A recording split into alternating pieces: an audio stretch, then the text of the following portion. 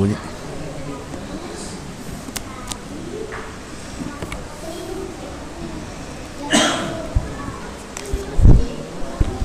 Tes.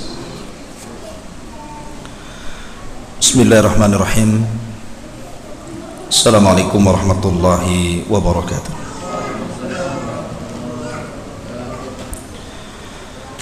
Alhamdulillah wassalatu wassalamu ala rasulillah wa ala alihi wa sahbihi wa mawalah wa la hawla wa la quwata illa billahi wa ba'du. Baik, kita lanjutkan kajian kita, masih membahas tafsir dari surah Al-Insyiqaq.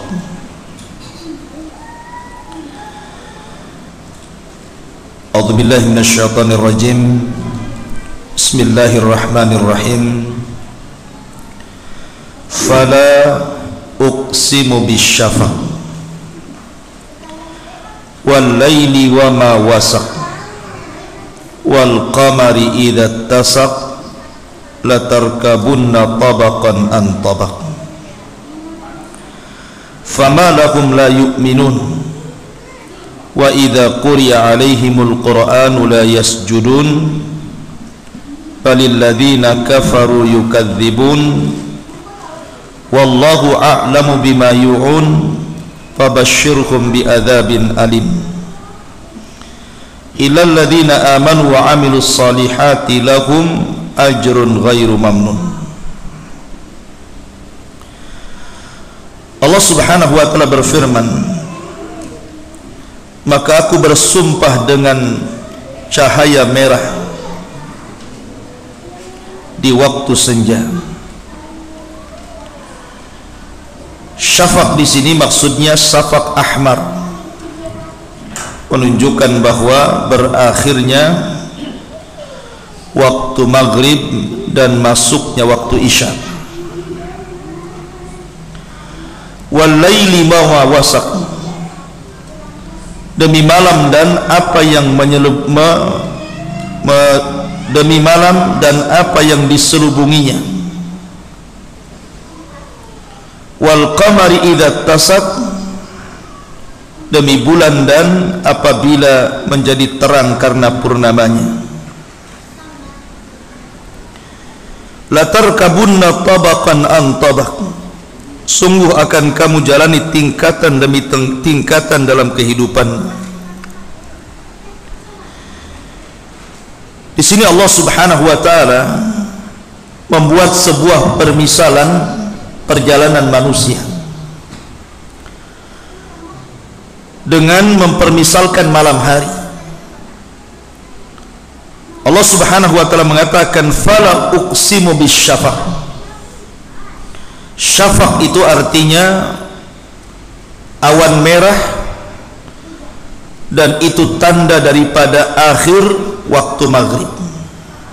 Artinya dengan hilangnya awan itu masuklah waktu isya. Setelah masuk waktu isya, maka akan terjadi kegelapan. Baru setelah adanya kegelapan akan muncul bulan. Begitulah perjalanan malam. Sampai di pagi hari bulan hilang, muncul fajar, dan berakhir dengan muncul matahari. Makanya setelah itu Nabi Allah Subhanahu wa ta'ala mengatakan latarkabunna tabaqan an tabaq, bahwa perjalanan hidup manusia itu akan ada tingkatannya, baik di dunia, kemudian masuk ke dalam kubur, ataupun di padang mahsyar. Manusia itu akan hidup bertingkat-tingkat. Taib. Kalimat wal laili wa ma wasaq, demi malam dan apa yang diselubunginya, itu dalam bahasa seperti itu.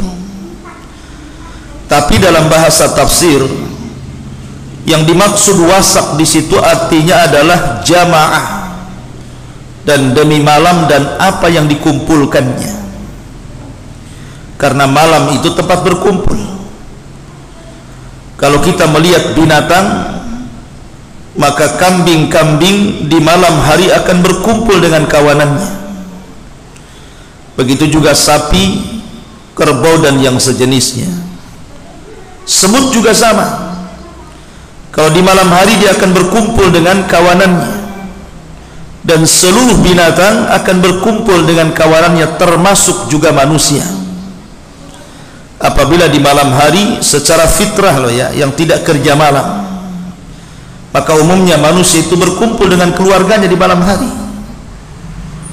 berkumpul bersama istrinya, bersama anak-anaknya, bersama keluarganya, karena malam itu Allah ciptakan untuk beristirahat. Itu makna wa ma wasaq.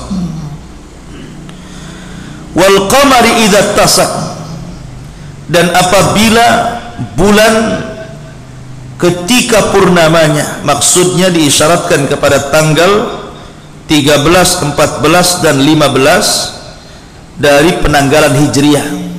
Sebab kalau penanggalan Masehi nggak ketemu. Kalau antum punya almanak penanggalan, kemudian dilihat penanggalan itu Hijriah, lihat tanggal 13, biasanya bulan sudah mulai membesar. Tanggal 14 makin membesar, tanggal 15 puncak-puncaknya purnama. Disitulah disyariatkan kita puasa yang disebut dengan puasa ayyamul bid, puasa purnama, 3 hari dalam sebulan, 13, 14 dan 15. Di sini Allah Subhanahu wa taala bersumpah dengan qamar, dengan bulan. Setelah Allah bersumpah dengan syafaq, kemudian bersumpah dengan malam, kemudian bersumpah dengan bulan. Begitulah tingkatan malam. Berawal dari syafaq, muncul malam, datang bulan. Dan apabila kemudian sudah datang bulan, maka di situ para ulama adalah waktu-waktu yang sangat bahaya. Kenapa waktu yang sangat bahaya setelah malam kemudian muncul bulan?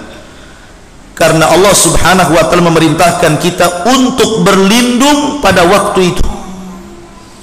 Qul a'udzu birabbil falaq min syarri ma khalaq wa min syarri ghasiqin idza waqab wa min syarri ghasiqin idza waqab. Dan apabila malam menutupinya, kita disuruh berlindung dari malam apabila menutupinya. Kapan itu?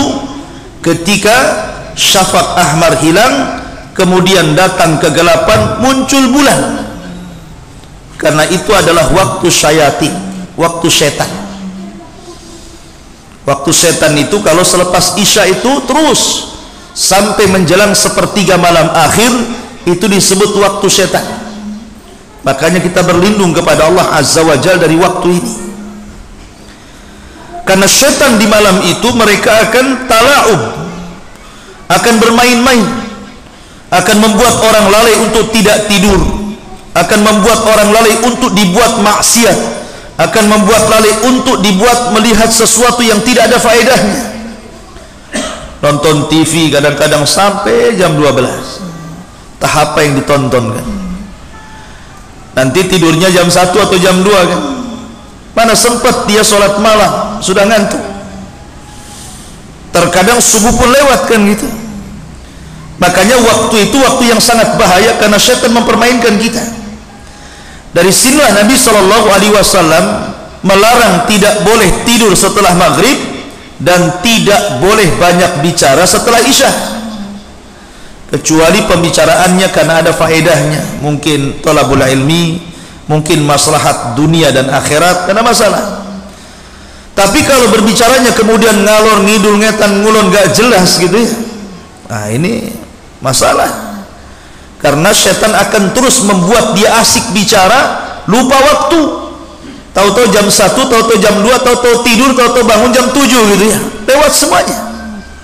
Begitulah setan mempermainkan manusia. Kemudian setelah Allah Subhanahu wa taala bicara tentang perjalanan waktu ini, maka Allah ingin menerapkan kepada kita manusia dengan firman-Nya, la tarkabunna tabaqan an tabaq. La tarkabunna tabaqan an tabaq. Sungguh akan kamu jalani tingkatan demi tingkatan dalam kehidupan. Di alam arwah, di alam janin sudah ada tingkatannya. Pertama, manusia itu dari segumpal air mani, kemudian masuk ke tingkatan yang kedua setelah 40 hari, kemudian naik ke tingkatan yang kedua menjadi segumpal darah. Kemudian setelah 40 hari berikutnya naik lagi tingkatannya menjadi segumpal daging, kemudian dimasukkan tulang dan menjadi manusia. Baru setelah kemudian 4 bulan ditiupkan ruh. Disitulah dicatat rizkinya, dicatat ajalnya, dicatat amalnya, dicatat apakah dia husnul khotimah kah, apakah su'ul khotimah kah, dicatat semuanya itu. Baru setelah usia 9 bulan kemudian lahir ke dunia. Ada tingkatan lagi di dunia. Ada masa bayi, naik lagi masa remaja, naik lagi masa dewasa, kemudian menikah, punya anak, punya cucu, jadi kakek, ngaca, sudah uban semuanya. Siap-siap dia dipanggil oleh malakul maut. Begitu juga dalam kehidupan dia, dalam hal ekonomi dan pengetahuan ada tingkatannya. Tidak mungkin orang lahir langsung kaya, tidak mungkin juga orang lahir langsung cerdas jadi profesor. Ada tingkatan-tingkatan kehidupan. Kemudian masuk ke alam barzakh, ada juga tingkatannya. Pertama ada himpitan kubur, tidak ada yang selamat. Walaupun sahabat Nabi SAW sekalipun atau bayi yang tidak punya berdosa sekalipun tetap kena himpitan kubur. Baru kemudian ada fitnah kubur. Pertanyaan mungkar dan nakir, siapa Rabbmu, siapa nabimu, apa agamamu. Kalau dia bisa menjawab, naik ke tingkatan nikmat kubur, diluaskan kuburnya, dibukakan pintu dari sorga, dihantarkan pakaian, makanan, minuman dari sorga, sampai kiamat dibangkitkan. Kalau dia tidak sanggup menjawab, naik lagi kepada azab kubur, disempitkan kuburannya, dan dia disiksa sampai kiamat dibangkitkan. Kemudian setelah kiamat dibangkitkan, ada lagi tingkatan-tingkatan di akhirat. Mulai daripada manusia dikumpulkan, dibangkitkan, kemudian dikumpulkan. Setelah dikumpulkan, kemudian ditampakkan catatannya. Setelah ditampakkan catatannya, kemudian mulai mengambil catatannya. Setelah diambil catatannya, kemudian masuk pada proses hisab. Setelah hisab, masuk pada proses timbangan. Setelah timbangan, masuk pada proses melintasi siratil mustaqim. Kalau yang berhasil, maka mereka akan sampai di kontor. Ada proses lagi, proses kisos. Siapa yang pernah menzalimi di dunia akan dikisos di kontor. Setelah kontor, baru kemudian ke lapangan yang di depannya pintu-pintu sorga. Manusia akan berjubel di situ. Baru kemudian pintu sorga dibuka dan semua orang masuk sorga. Sebagian yang lain yang tidak berhasil melewati sirat, maka mereka akan dimasukkan ke dalam neraka. Begitulah tingkatan manusia. Jadi ada tingkatan-tingkatannya, mulai dari janin, lahir, masuk kuburan, masuk padang mahsyar, sampai berakhir dengan sorga. Itu maknanya la tarkabunna tabaqan an tabaq. Kemudian Allah mengatakan fama lahum la yu'minun. Kalau kamu sudah tahu bahwa ada tingkatan-tingkatan seperti itu, ada kehidupan dunia, ada kehidupan kuburan, ada kehidupan akhirat, fama lahum la yu'minun. Kenapa kalian tidak beriman? Kenapa kalian kufur? Kenapa kalian ingkar? Wa idza quriya alaihimul qur'anu la yasjudun. Apabila dibacakan Al-Qur'an kepada mereka, mereka tidak sujud. Maksudnya bukan sujud tilawah di sini. Yasjudun itu artinya yakhda'un. Kenapa kalian tidak merendah dengan Al-Qur'an?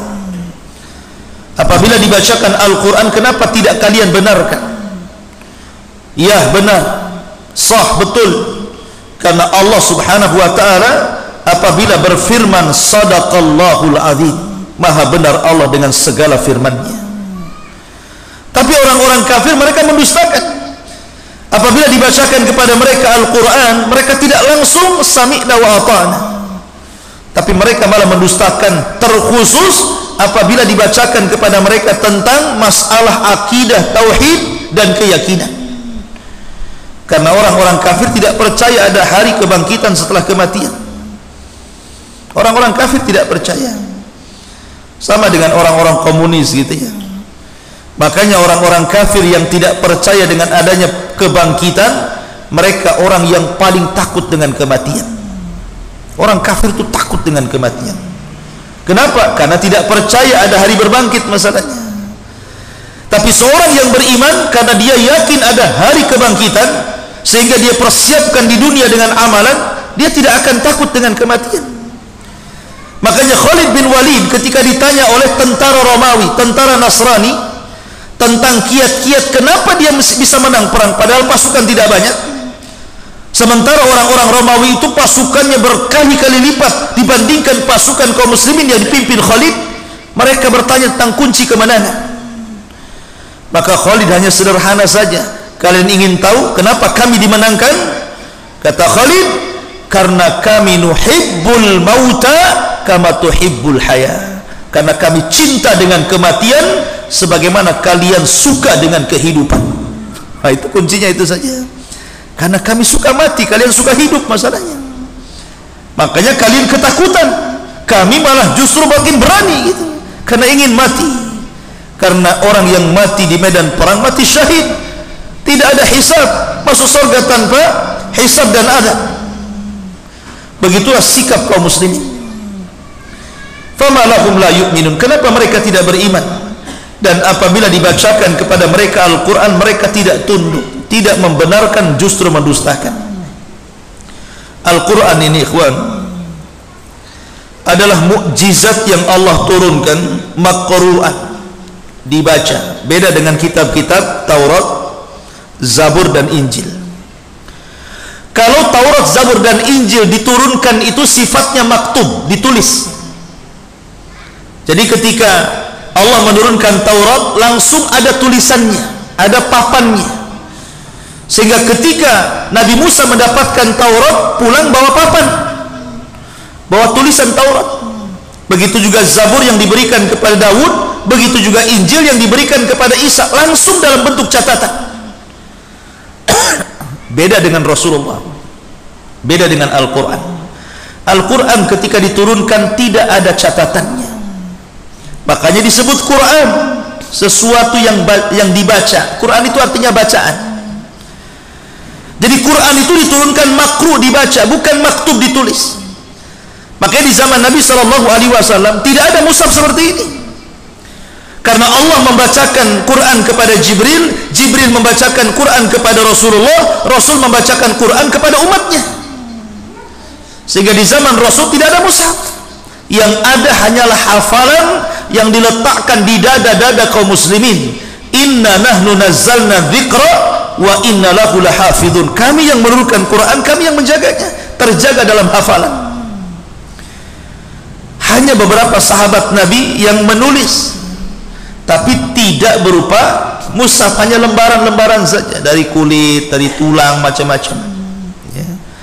Baru setelah periode Abu Bakar Siddiq menjadi khalifah, terjadi perang besar namanya perang Yamamah. Kaum muslimin melawan nabi palsu di zaman itu, namanya Musailamah Al-Kadzdzab. Terjadi perang Yamamah. Di perang ini banyak orang yang hafid Quran mati. Orang-orang yang hafal Quran banyak meninggal dalam perang ini. Akhirnya Umar bin Khattab radhiyallahu an meminta saran kepada Abu Bakar, ini orang-orang yang hafal Quran banyak meninggal. Kalau seandainya banyak meninggal, nanti sedikit demi sedikit tidak ada lagi orang yang hafal Quran, Quran bisa ditinggalkan. Sebaiknya kau kumpulkanlah Al-Quran itu. Awalnya Abu Bakar tidak mau karena tidak pernah dikerjakan di zaman Nabi. Tapi Allah berikan keleluasaan hati Abu Bakar, akhirnya menerima saran Umar bin Khattab. Mulailah dikumpulkan lembaran demi lembaran, catatan-catatan para sahabat ketika menulis wahyu. Setelah terkumpul, tidak juga dicetak menjadi mushaf, tapi hanya sekedar disimpan saja. antisipasi kalau seandainya tidak ada orang yang hafal Quran, sudah ada catatannya. Akhirnya setelah kemudian Abu Bakar meninggal dunia, di zaman Umar pun belum dicetak, sampai Umar meninggal dititipkan kepada Hafsah. Baru setelah khilafah Utsman bin Affan, barulah Al-Quran dicetak dalam bentuk mushaf. Jadilah mushaf Utsmani. Ini mushaf ini dicetak di zaman siapa? Utsman bin Affan. Ketika itu Utsman bin Affan mengumpulkan qiraah-qiraah syadz. Karena para sahabat ini ketika mencatat masing-masing itu ada yang lengkap, ada yang tidak lengkap, ada yang sedikit gitu kan. Jadi mereka punya catatan Quran itu ada yang 2 lembar, 3 lembar di rumah-rumah para sahabat, kemudian dikumpulkan. Yang ada kemiripan dan kesamaan jadi satu, yang ada perbedaan dipisah. Karena ada beberapa qiraah yang berbeda. Seperti umpamanya Allah mengatakan innallaha huwal ghaniyul hamid. Dalam qiraah yang lain innallaha huwal ghaniyul hamid, ada huwanya. Ini beda bacaan nih. Mana yang banyak sesuai bacaannya dikumpulkan, mana yang beda dikumpulkan lagi. Lah yang beda ini disebut qiraatus syadzah, dibakar oleh Utsman bin Affan. Kemudian yang ada kemiripan dan kesamaan, inilah yang kemudian menjadi kesepakatan para sahabat zaman itu untuk dicetak, jadilah mushaf Utsmani, supaya tidak ada perselisihan. Ya, jadilah mushaf Utsmani, satu dunia jadi mushaf Utsmani. Makanya Quran tidak ada perbedaan. Anda mau beli Quran di Singapura, Anda mau beli Quran di Australia, Anda mau beli Quran di Amerika, Anda mau beli Quran di Saudi, ataupun Anda mau beli Quran di Batam, isinya sama. Nggak ada perbedaan qiraah. Isinya sama, karena yang beda-beda sudah dibakar. Sehingga tidak ada perselisihan, dan ini menunjukkan kecerdasan Utsman. Sebab kalau ada bacaan pamannya ini satu mushaf, ada mushaf yang lain kok lain, ini ada huanya, ini tidak ada huanya, akan terjadi perselisihan di tengah-tengah kaum muslimin. Makanya yang qiraah yang menyelisih itu dibakar, kemudian disepakati satu qiraah saja, satu bacaan, sehingga beli Quran di mana saja tidak akan beda isinya. Itu juga yang dibaca dari Qul A'udzu, dari surah Al-Fatihah, Al-Baqarah, dan diakhiri dengan Qul A'udzu birabbin nas. Semua mushaf Quran seperti itu. Ma'asyiral muslimin yang dimuliakan Allah Azza wa Jalla. Dan ingat, dahulu para salaf itu mereka sangat memuliakan Al-Quran. Saya akan kisahkan satu kisah dari Umar bin Abdul Aziz.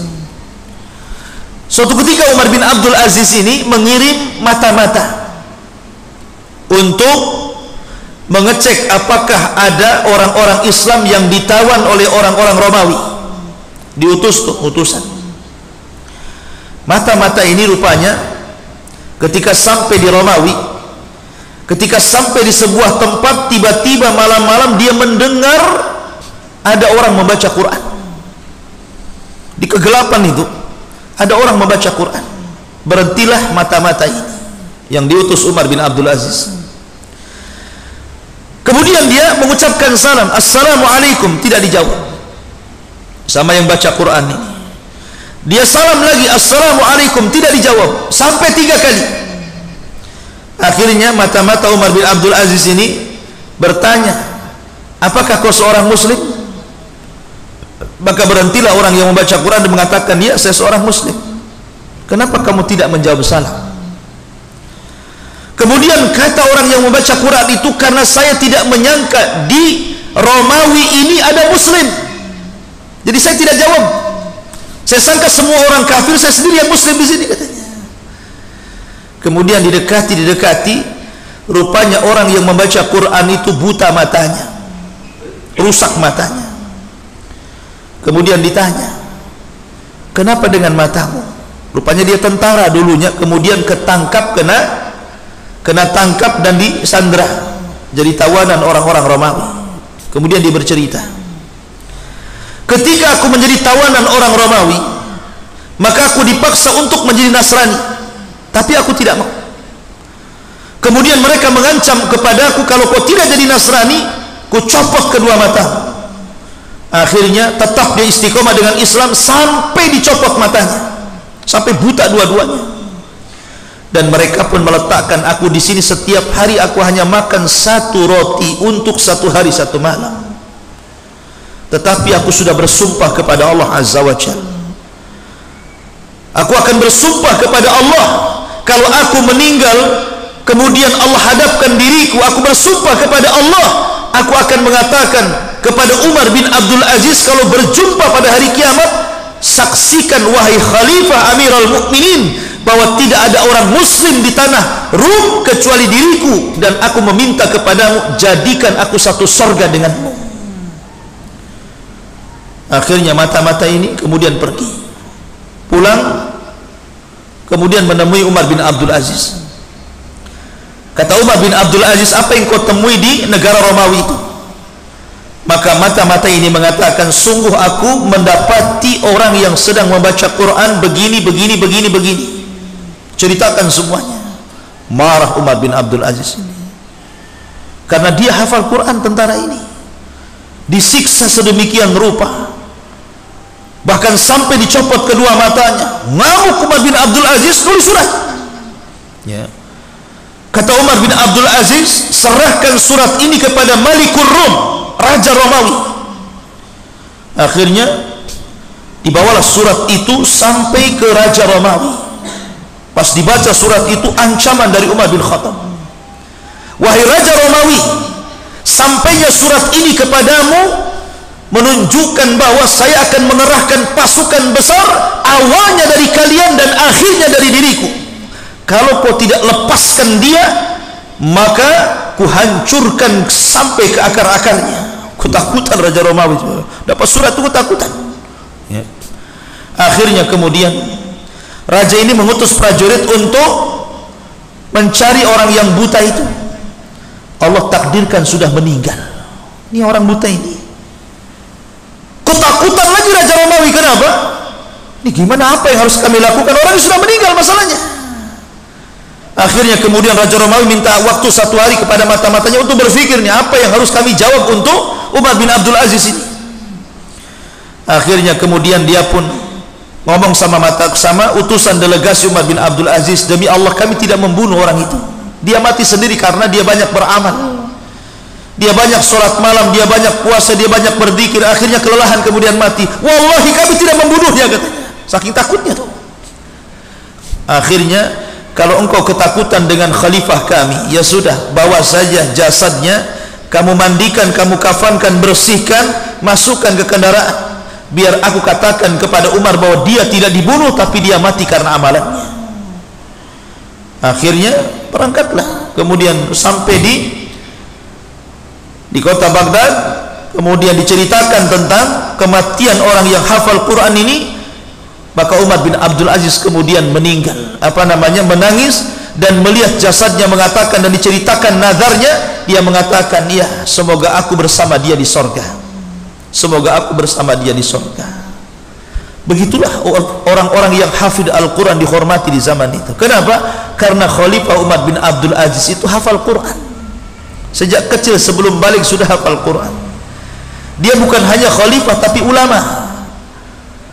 Dia ulama fiqih. Memang betul-betul ulama yang melahirkan para ulama. Sehingga bukan khalifah sembarangan Umar bin Abdul Aziz itu. Makanya dia sangat cinta dengan para penghafal Quran. Ma'asyiral muslimin yang dimuliakan Allah Azza wa Jalla. Wa idza quri'a 'alaihimul Qur'anu la yasjudun. Balil ladzina kafaru yukadzibun.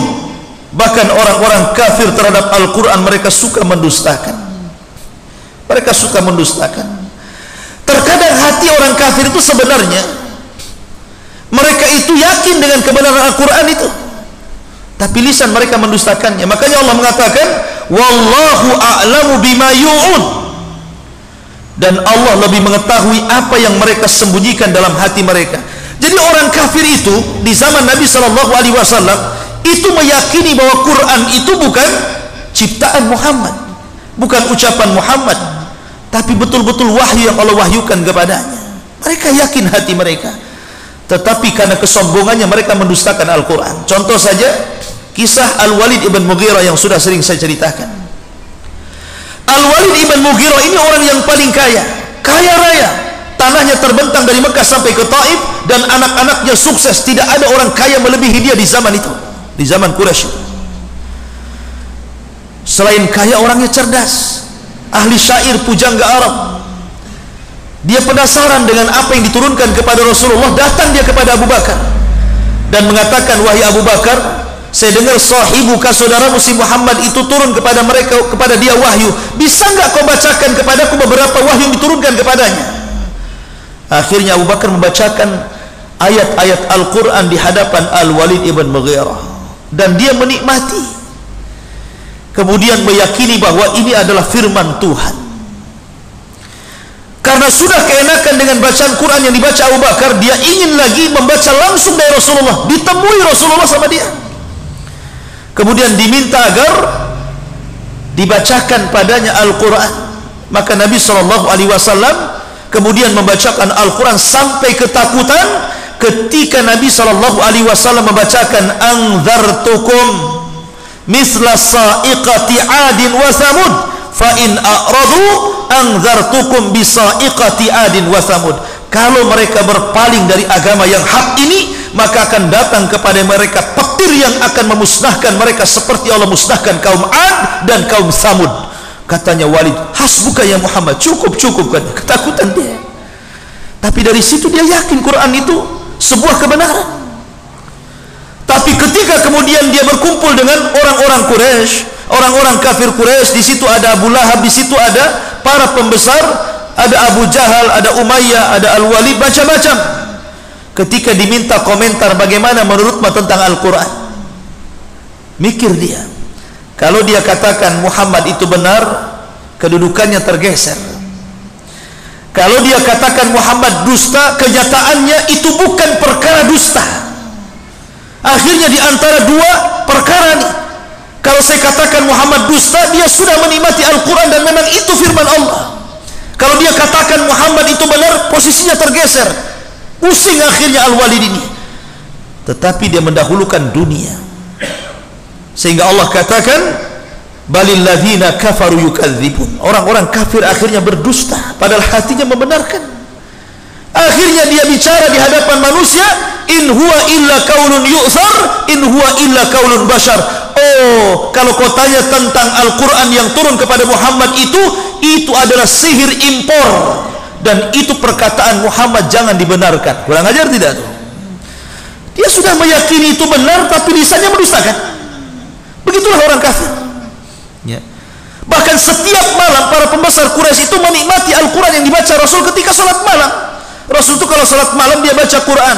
Nanti di sekitarnya itu banyak tokoh-tokoh Quraisy yang mendengarkan. Mereka datang ngintip-ngintip, ngendap-ngendap apa yang dibaca si Muhammad itu, dan itu tidak ada koordinasi satu dengan yang lainnya. Sampai suatu malam Rasul tidak sholat malam dan tidak baca Quran. Kecewa nih para pembesar Quraisy. Abu Jahal CS ini sudah jauh-jauh datang ngintip-ngintip, tidak sholat pula Nabi. Akhirnya pulang pula berjumpa dengan kawannya yang sama-sama ngintip. Saling bertanya, kenapa kamu ada di sini? Kenapa kamu ada di sini? Loh, kenapa kamu ada di sini juga, katanya.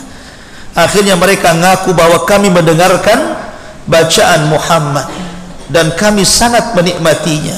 Maka mereka sepakat jangan sampai diketahui kaum kita. Kalau sampai kaum kita mengetahuinya, habis marwah kita di hadapan mereka. Sebaiknya kita jangan datang lagi kemari. Itu janji mereka, tidak akan datang lagi kemari. Tapi Quran itu seperti besi berani, nyedot orang. Besoknya datang lagi, besoknya datang lagi. Lihat ya, di malam hari mereka menikmati Al-Quran, di siang hari mereka memusuhi Al-Quran. Itulah orang-orang kafir ya. Di malam hari lezat rasanya mereka mendengarkan Rasul membaca Quran, tapi di siang hari menjadi musuh besar Nabi SAW dan menjadi musuh Al-Quran itu sendiri. Na'udzubillah. Makanya Allah mengatakan, balil ladzina kafaru yukadzibun wallahu a'lamu bima yu'un. Bahkan orang-orang kafir selalu mendustakan, dan Allah tahu apa yang ada pada hati mereka. Makanya karena mereka mendustakan Al-Quran, fabashshirhum bi'adzabin alim, kasih kabar gembira kepada mereka akan ada azab yang pedih yang Allah timpakan kepada mereka. Kemudian Allah mengatakan illal ladzina amanu, kecuali orang-orang yang beriman, wa amilus solihat, dan orang-orang yang beramal saleh. Lihat, Allah menggunakan jamak di sini, bukan mufrad, bukan tunggal. Orang-orang yang beriman. Kenapa menggunakan jamak?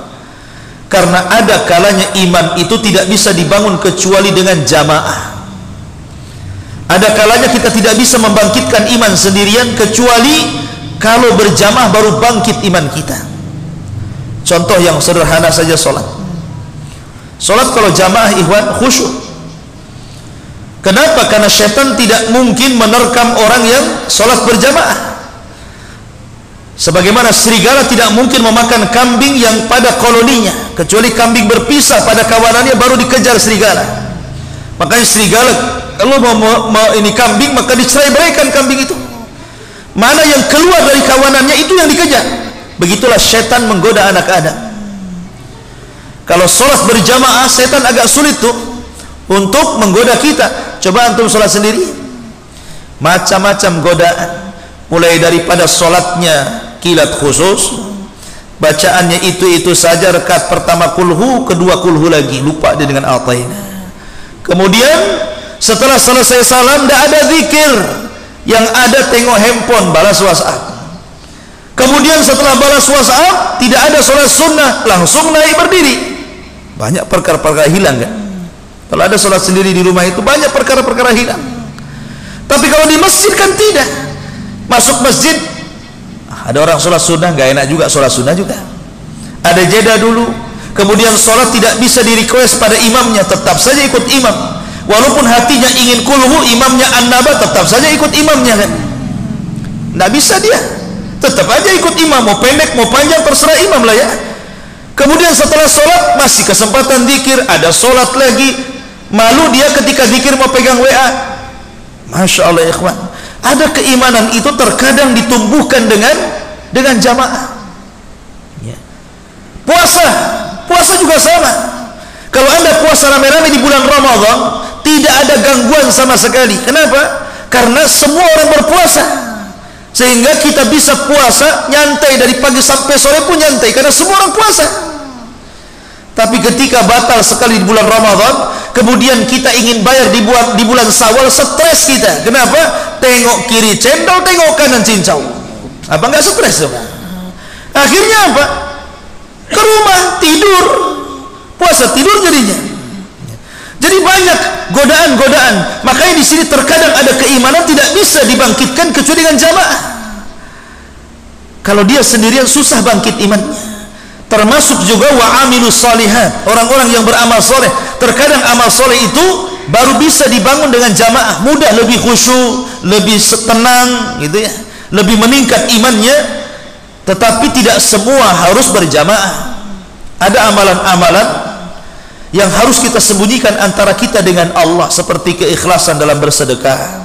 Tak perlu ditampakkan kan itu. Atau sholat malam sendirian di tengah malam ketika orang terbangun, tidak perlu kemudian pasang lab, handphone dipasang, saya lagi sholat malam. Kasih tahu istrinya, yang punya istri, nggak punya istri kasih tahu pacarnya, abang lagi sholat malam katanya. Naudzubillah. Lahum ajrun ghairu mamnun. Maka bagi mereka ada pahala yang tidak akan terputus. Kecerdasan seorang muslim ketika beramal di dunia, maka dia akan memilih amalan yang tidak akan terputus. Seorang muslim itu amalan banyak di hadapan dia, tapi dia cerdas memilih. Bagaimana caranya dia memilih amalan yang kalau dia meninggal amalan itu terus mengalir? Seperti Rasul mengatakan, idza mata ibnu Adam inqata amaluhu illa min salasin sadaqatin jariyah aw ilmin yuntafa'u bihi aw waladin salihin yad'u lahu. Apabila anak Adam meninggal, terputus amalannya kecuali 3 perkara. Pertama, sedekah jariyah, maka dia memilih sedekah. Sedekah tidak harus dengan harta. Punya tenaga, sedekah dengan tenaganya. Punya ilmu, sedekah dengan ilmunya. Punya jabatan, sedekah dengan jabatannya. Punya harta, sedekah dengan hartanya. Sedekah, karena itu amalan yang tidak terputus. Atau ilmu, pengetahuan yang diajarkan kepada orang lain. Ataupun kita punya anak yang soleh yang kita didik. Anak yang soleh, kalau anda punya keturunan diberikan anugerah anak, maka didiklah. Kalau seandainya Allah takdirkan kemudian anak itu menyimpang, setelah Anda didik, maka anak itu tidak mentransfer dosa lagi kepada kita. Jadi antum didik anak antum sholat, suruh belajar di waktu belum balik umpamanya, akhirnya anak itu nampak kesolehannya.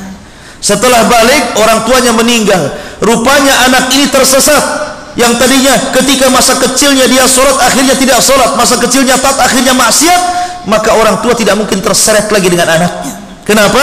Karena bebannya sudah selesai, tugasnya sudah selesai. Tapi kalau anak itu tidak dididik sama sekali, dari kecil tidak pernah diarahkan ke agama, dari kecil tidak pernah diajari sholat, dari kecil tidak pernah dihadirkan di majelis ilmu, dari kecil tidak pernah diajarkan Quran, kemudian orang tuanya meninggal, makin besar makin jahat, maka anak itu akan menyeret orang tuanya ke neraka.